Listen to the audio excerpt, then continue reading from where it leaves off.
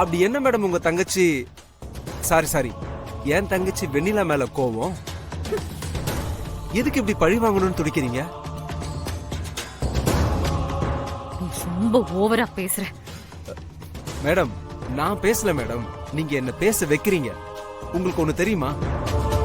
உங்க தங்கச்சிய யார் ஆளை வச்சு அடிக்க சொன்னது, அந்த ஃபைல அவங்க கிட்ட இருந்து எடுக்க சொன்னது எல்லாமே நீங்க தானே எனக்கு நல்லா தெரியும்.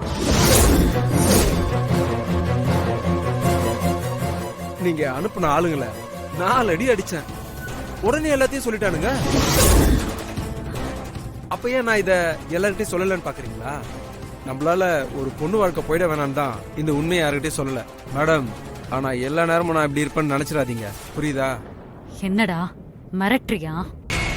சே இந்த மிரட்டுறது அடிக்கிறது அது எல்லாத்தையும் விட்டுட்டேன் மேடம்.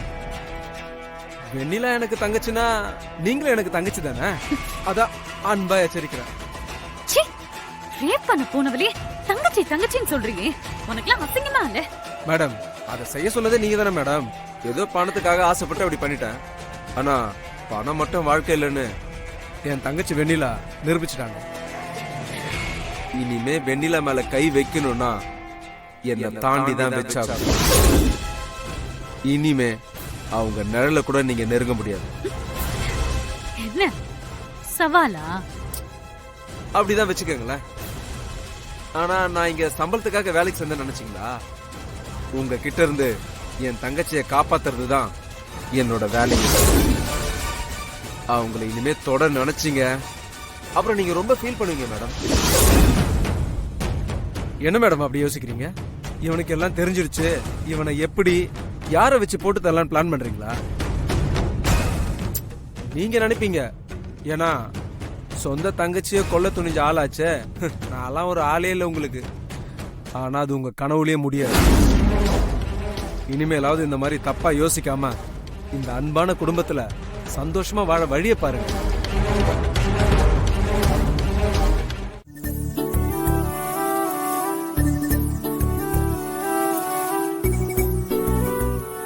ஏங்க, நாம இப்படி ஒன்னா தனியா வெளியில போய் எவ்வளவு நாள் ஆச்சு இல்லங்க?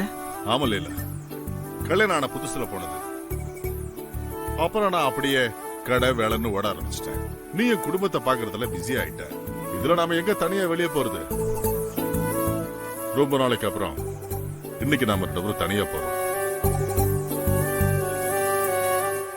நான் கூட உன் கூட தனியா இந்த மாதிரி டிராவல் பண்ணோம், மனசு விட்டு பேசணும்னு நிறைய யோசிச்சிருக்கேன். கல்யாணம் ஆன புதுசுல நாம லவ் பண்ணோம்ல, அதே மாதிரி லவ் பண்ணணும்னு ரொம்ப ஆசையா இருக்கு. ஆனா உனக்கு தான் அதுல இன்ட்ரெஸ்ட் இல்லாம போச்சு. யார் சொன்னாங்க எனக்கு இன்ட்ரெஸ்ட் இல்லைன்னு? நீங்க சொல்லிட்டீங்க, நான் சொல்லல, அவ்வளவுதான். மத்தபடி எனக்கும் உங்களை மாதிரியே நிறைய ஆசைலாம் இருக்கு. ஓ லீலா, நீ அப்படி பேசுற? ஆமாங்க, நானும் இவ்வளவு நாளா வீடு பசங்கன்னு உங்களை நான் சரியாவே பாத்துக்கல. ஆனா இனிமே அப்படிலாம் இல்ல. நம்ம ஆரம்பத்துல எப்படி லவ் பண்ணமோ அதை விட அதிகமா லவ் பண்ண போறோம். இன்னும் சொல்லணும்னா இனிமேதான் நம்ம நம்மளோட வாழ்க்கையவே ஆரம்பிக்க போறோம். ஓகேவா?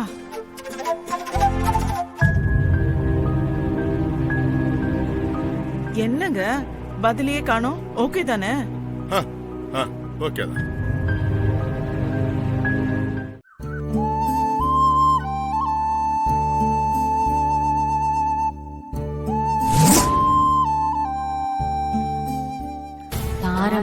பாரம்பரியம்னு சொல்லிட்டா தெரியுறீங்க.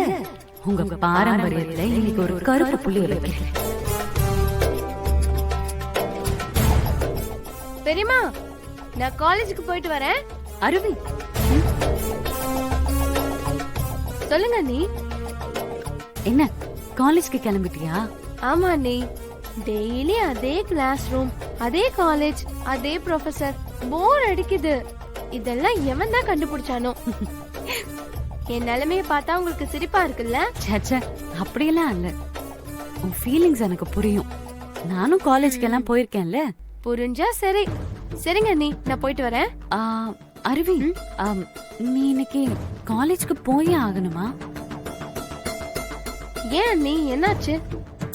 இல்ல, நான் உன்னை ஒரு ஜாலியான இடத்துக்கு கூட்டிட்டு போலான்னு பார்த்தேன்.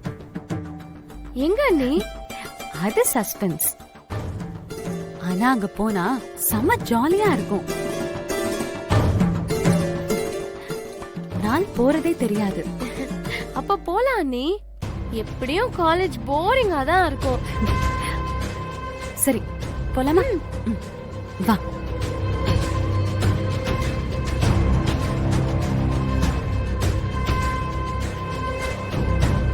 என்னாச்சு அருவி?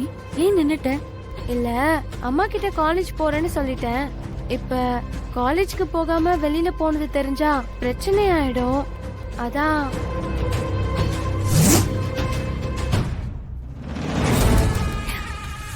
எதுக்கா பயப்படுற? நீ ஏன் காலேஜ்க்கு போலன்னு சொல்ற? காலேஜ்க்கு தான் போனேன்னு போய் சொல்லிடு.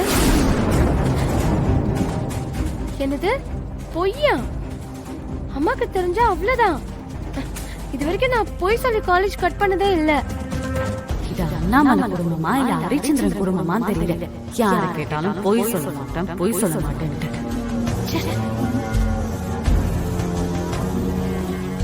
என்ன நீ யோசிக்கிறீங்க? என்ன நீ இன்னும் சின்ன குழந்தை மாதிரி பண்ற? பொய் சொல்ல மாட்டேங்கிற.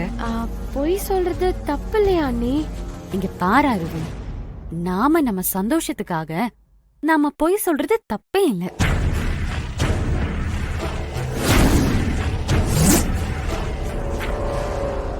யோசிக்கிறா? இப்ப நம்ம போட்ட போட்ல கண்டிப்பா ஓகே சொல்லிடுவா.